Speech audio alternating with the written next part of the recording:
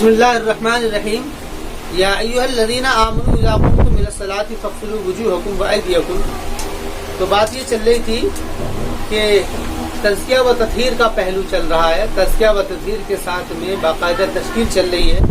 تو اس میں یہود اور نصارہ کے یہاں پر نماز جو تھی وہ بالکل کل عدم ہو گئی تھی، انہوں نے نماز بالکل ختم کر دی۔ ایک بات تو یہ تھی۔ دوسری بات یہ تھی کہ ان کے یہاں پر کچھ لوگ جو نماز پڑھتے تھے انہوں نے اس کی شکل بگاڑ رکھی تھی، پاکی ناپاکی کا کوئی خیال نہیں۔ تو قرآن کریم نے یہاں پر سب سے پہلا حکم عمل کے اعتبار سے جو دیا ہے، کرنے کے اعتبار سے، عبادات کی قبیل سے جو یہ عبادات کی قبیل کا حکم ہے، پرستش کا، وہ کیا تھا؟ وہ نذرانے کا حکم تھا۔ یہاں پر پرستش کا مسئلہ ہے، تو پرستش کے لیے فرمایا کہ سب سے پہلے پاکی حاصل کرو، وضو کرو۔ جب تم کھڑے ہو جاؤ نماز کی طرف، فاغسلوا وجوہکم، تو دھو اپنے چہروں کو اور اپنے ہاتھوں کو، المرافق کوہنیوں تک، وامسحوا برؤوسکم، اور مسح کرو اپنے سروں کا، وارجلکم، اور اپنے پیروں کا، الی الکعبین، گھٹنوں تک۔ وان کنتم جنبا، اس میں اختلاف ہے تمام علماء فقہ علماء کے درمیان، وہ اس میں دیکھ لیں گے۔ وان کنتم جنبا، اور اگر تم جنوبی ہو، فطہروا، تو غسل کرو۔ وان کنتم مرضی، اور اگر تم بیمار ہو، او علی سفر، یعنی فرما رہے ہیں کہ یہ وہ تزکیہ تطہیر صفائی کا اتنا پہلو ہے نماز کے اندر کہ اگر پانی نہیں مل رہا ہے اور تمہاری یہ حالت ہو جائے، پانی نہ ملنے کی وجہ کیا ہے؟ یا تو یہ ہے کہ تم بیمار ہو، پانی تو ہے لیکن استعمال نہیں کر سکتے، یا تم سفر پر ہو، سفر پر پانی تھوڑا ہوتا ہے، پیئے یا نہ آئے، کیا کریں، یا پھر تم بیت الخلاء سے آئے ہو۔ بیت الخلاء سے آنے کا مطلب یہ ہے کہ تم کہیں ایسی جگہ سے آئے ہو کہ تم بیت الخلاء، وہاں پہ پانی چاہیے۔ او لامستم النساء، یا تم نے چھوا ہو، یعنی کہ اس وجہ سے تمہارے اوپر کیا غسل فرض ہو گیا ہو۔ فلم تجدوا ماء، اور پھر تم نے نہیں پایا ہو پانی، فلم تجدوا ماء، اور پھر تم نے پانی نہ پایا ہو، فتیمموا صعیدا طیبا، تو تم تیمم کرو صعیدا طیبا، پاک مٹی کا، فتیمموا صعیدا طیبا۔ تو یہاں پر دیکھیے پاکی کا، تزکیہ و تطہیر کا پہلو یہ اختیار کیا گیا ہے، اور یہ کہا گیا ہے کہ اگر کوئی ایسا معاملہ ہو جائے، فتیمموا صعیدا طیبا، تو تم تیمم ضرور کرو۔ یعنی کہ نماز ایک ایسا عمل ہے کہ نماز کو بغیر پاکی کے، نماز کو بغیر پاکی کے نہیں ادا کیا جا سکتا۔ پانی ہے تو ٹھیک ہے، نہیں ہے پانی تو پھر تیمم کرو۔ لیکن اگر ایسا مسئلہ ہو جائے کہ بھئی یہ بھی نصیب نہیں ہو رہی ہے تو پھر تو کوئی مسئلہ نہیں ہے، فتیمموا صعیدا طیبا۔ اس کا طریقہ بھی دے دیا، فامسحوا بوجوہکم وایدیکم، تم مسح کرو اپنے چہروں کا اور اپنے ہاتھوں کا، یعنی یہاں پر طریقہ تیمم کا بھی دے دیا گیا ہے۔ بوجوہکم وایدیکم منہ ما یرید اللہ، یعنی اس طور پر کہ ایک ضرب ماری جائے گی۔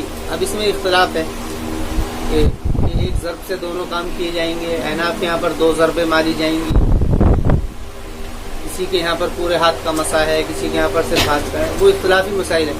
بہرحال مسح لیکن تیمم تو ہے۔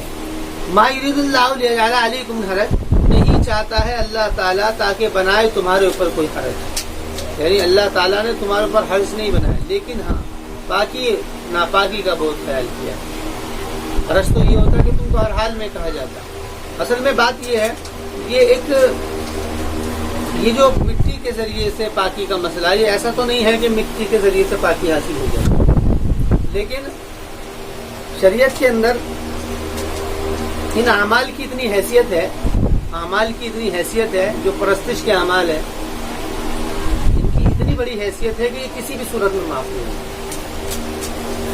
میں نے بتایا تھا کہ اسلام کے اندر تین نوعیت کے اعمال ہیں۔ ایک وہ نوعیت ہے جو کہ عبادت اور پرستش کی ہے، ایک نوعیت وہ ہے جو اطاعت کی ہے، اور ایک نوعیت وہ ہے جو کہ نذرانے کی ہے۔ نذرانے کا مسئلہ اگر ہے تو کر دو، اگر قربانی ہے تو کر دو۔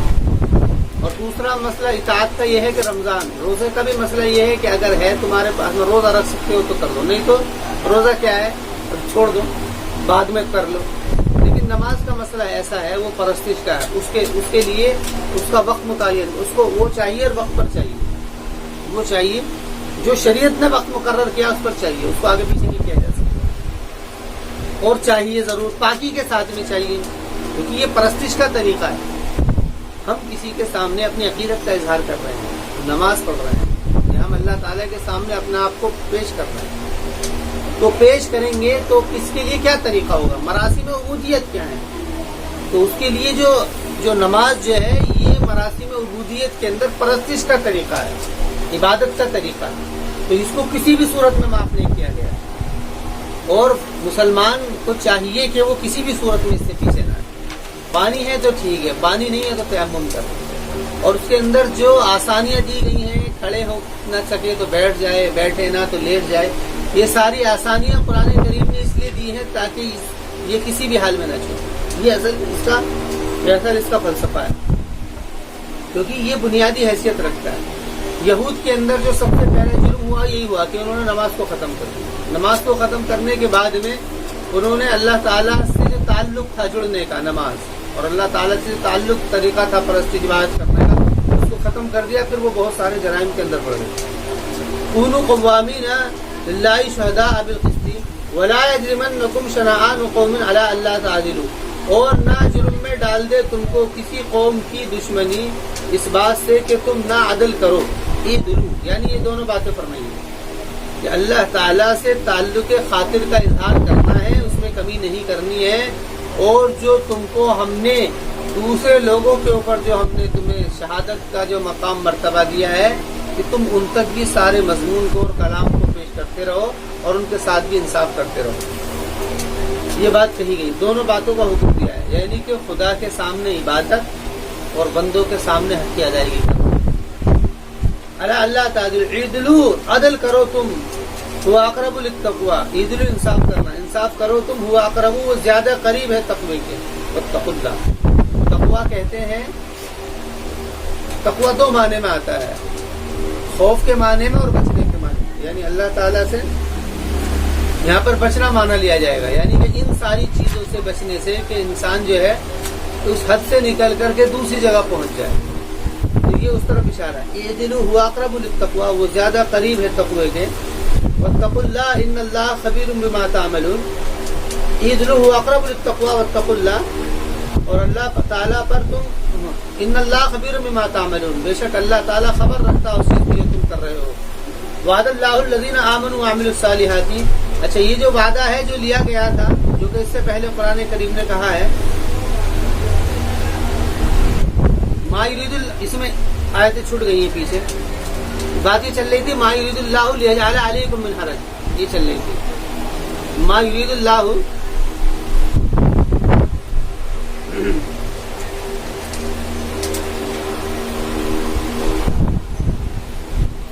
मा युरीदुल्लाहु लियजअल अलैकुम मिन हरज, नहीं चाहता है कि अल्लाह ताला ताकि बना दे तुम्हारे ऊपर कोई हरज, वलाकिन युरीदु लियुताहिरकुम, लेकिन अल्लाह चाहता है ताकि तुमको पाक साफ कर दे।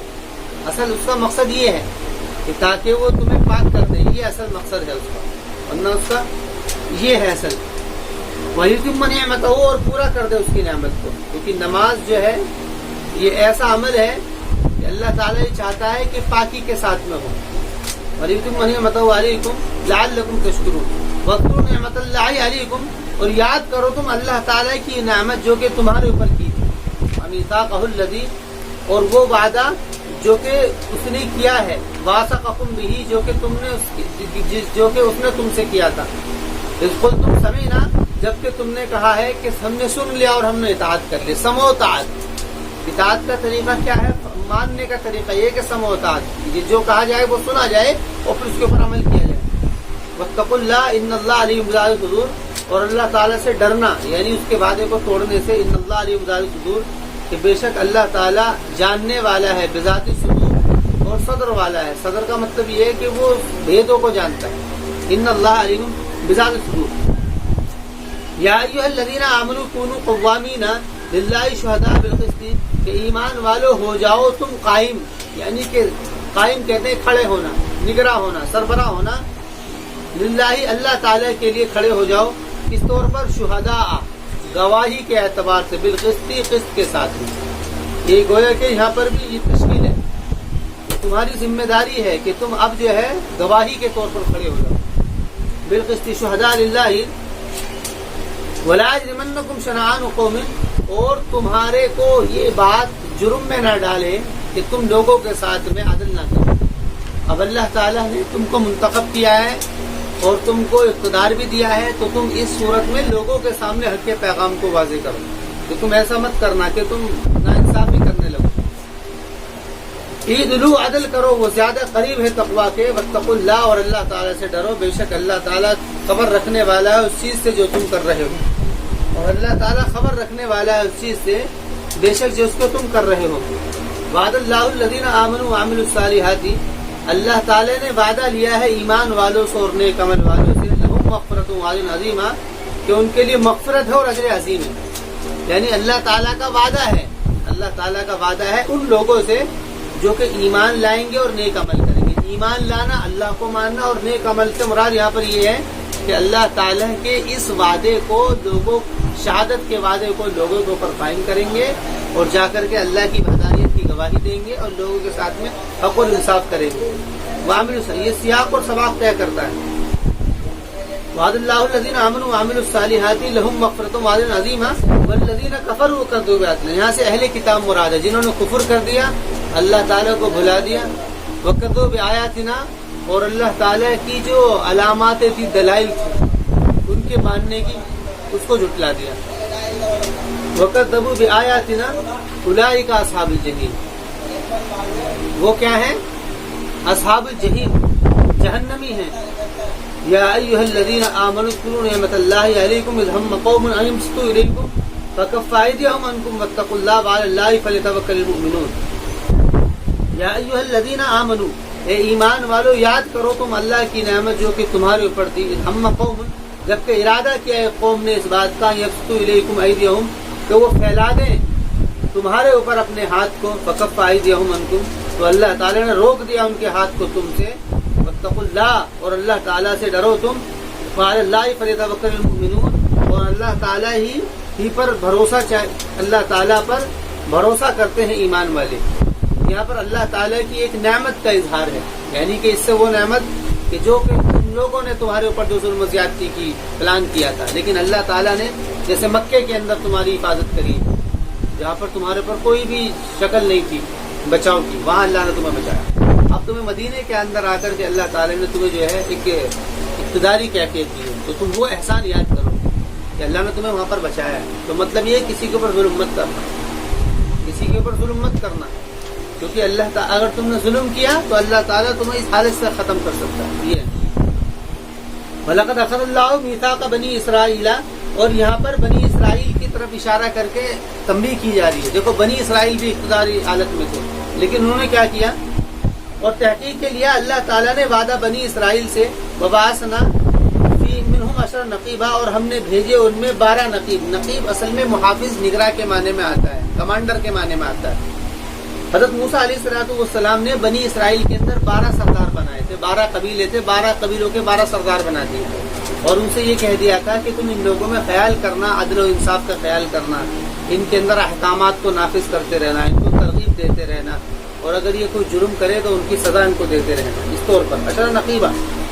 وقال اللہ انی معکم، اور اللہ تعالیٰ نے کہا کہ میں تمہارے ساتھ میں ہوں۔ یہ اللہ کے حکم سے کیا تھا انہوں نے، تو اس لیے کہا ہے کہ اللہ نے بنائے، کہ اللہ تعالیٰ نے کہا کہ میں تمہارے ساتھ میں ہوں، لیکن اقمتم الصلاۃ، اگر تم نماز کو قائم کرتے رہو گے اور زکوٰۃ کو دیتے رہو گے، وآمنتم برسلی، اور میرے رسول پر ایمان لاتے رہو گے، وعزرتموہم، اور تم ان کی تعزیر، عزر یعزر تعزیر، اس کے معنی آتے ہیں ساتھ دینا، اس کے معنی آتے ہیں ساتھ دینا۔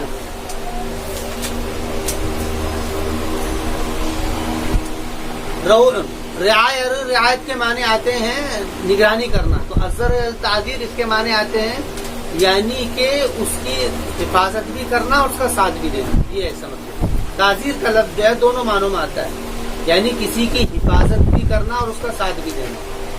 جب آدمی کوئی کسی کی اطاعت کرتا ہے تو وہ اس کی ایسا بھی کرتا ہے کہ اس کو کوئی پریشانی نہ پہنچے، تو یہ دونوں ہی معنی اس کے ہیں۔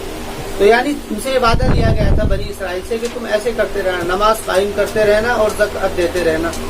نماز قائم کرنا یعنی کہ اللہ کے حکموں کو پورا کرنا، زکوٰۃ دینا، لوگوں کے حق کو ادا کرنا۔